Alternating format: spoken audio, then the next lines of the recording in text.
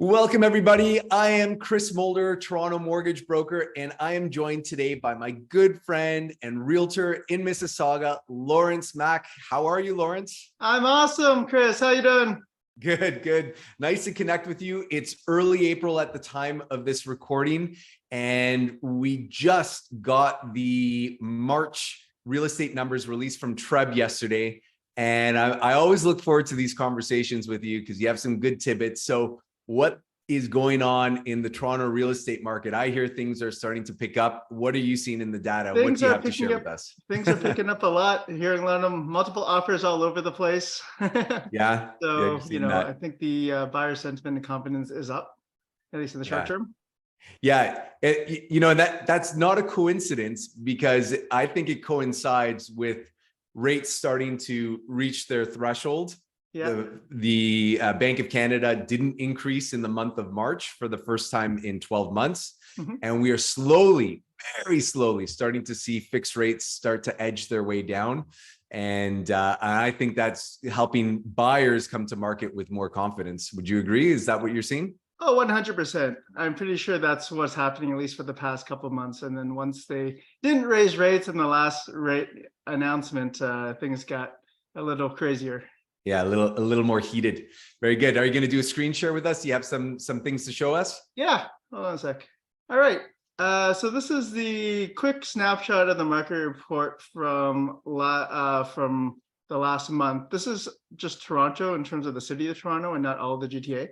Okay. But to give you a quick snapshot, it looks like all the prices went down 11% from last year, 18.3% for semi-detached, that kind of stuff. Right. But that doesn't give you the whole picture. So I'll just give can I pause you there on that slide? So this is just for clarification. This is March 2022 to March 2023. So we're looking year over year, March to March. This is year over year. And so that's why I want to show the next slide. So right now, some of the medium, I tell you everything's going down, that kind of stuff. But if you look at the next slide here, so this is the high point of last year. February, March, and this is basically right when the rate hike started. Yeah. So it was crazy last year at the beginning, January, February, and all of a sudden, the interest rates start going up. And so that's roughly what you're going to see for the big drop here. Okay. But if you look at, this is the end of last year, and then this is this year. Yeah. As you can see, there's a lot of more buyer confidence and the average price is going up. Right. So when I look at this, what I'm seeing is the bottom of the market happened already, potentially. Yeah, that's sort of what I see as well. Which coincides with probably December, January would have been the bottom of the market if you were trying to time it. Yeah, something like that. And then basically we're pretty much well into the spring market. Yeah. As you may or may not know, or as your listeners may or may not know, there's usually there's 4 different seasons of real estate. Mm-hmm. And the most important one is the spring market, which is when the weather starts getting warmer and everyone starts getting happier and people start buying stuff. So as you can see, basically every year you'll see that there's a spike during the spring. Right. Sometimes this longer than others, sometimes it's shorter, but basically we're starting the spring market.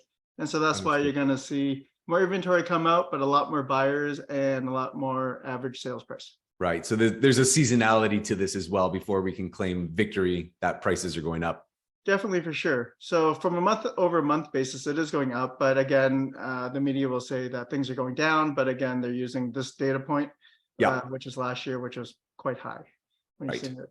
I'll just quickly go through some other ones. For example, this one is Mississauga detached homes, same thing. So detached homes in Mississauga took pretty big hit last year. At least it's making a rebound now. So that's good. Yeah. So Oakville is doing quite well over the last couple of months. This is detached homes. Yeah, quite different from Mississauga, isn't it?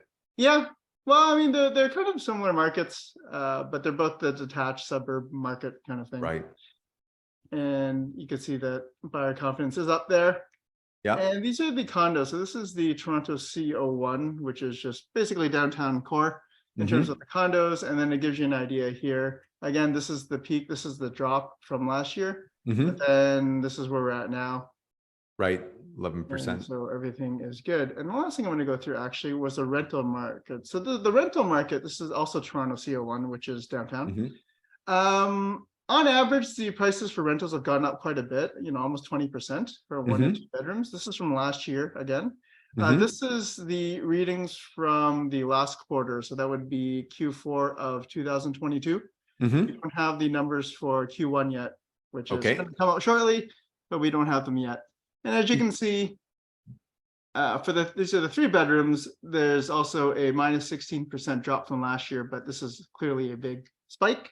Right. But in general, you see that the average rent rate is going up. And I think this is very important for all the people to understand.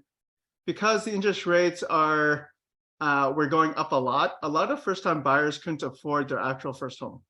And then so what ended up happening is a lot of them ended up renting, which means that the rental market started to heat up quite a bit from last year. And so we're seeing that a lot with a lot of multiple offers and a lot of activity in the rental market.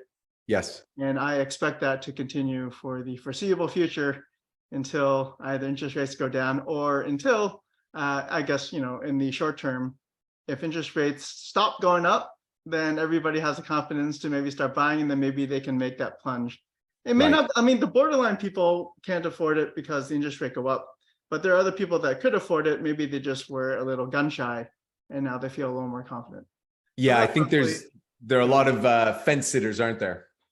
I think so. That's my gut feeling. Even right now with my own business, it feels like there's a lot more buyers who feel more confident that they can, sustain if there's other interest rate hikes, or sustain the mortgage payments in the future over the next, 3 to 5 years kind of thing. But previously last year, they were all quite scared. Yeah. Yeah. I think it's just a question of confidence, and we're establishing a new normal now with where interest rates are trending. And I think perhaps I get the feeling that the worst of this downturn is behind us. And I don't expect that things are going to accelerate quickly to where they were March of last year, February, March of last year, which was the peak, but certainly more confidence will build in the market. Listen, Lawrence, thanks very much for joining me on this call today. Always a wealth of information. I look forward to the next one. If anybody wants to get in touch with you, what's the best way? Call me 416-276-4895 or come to my website, lawrencemack.com. Right on. Thanks again, Lawrence. My name is Chris Mulder. Until next time, bye for now. Bye.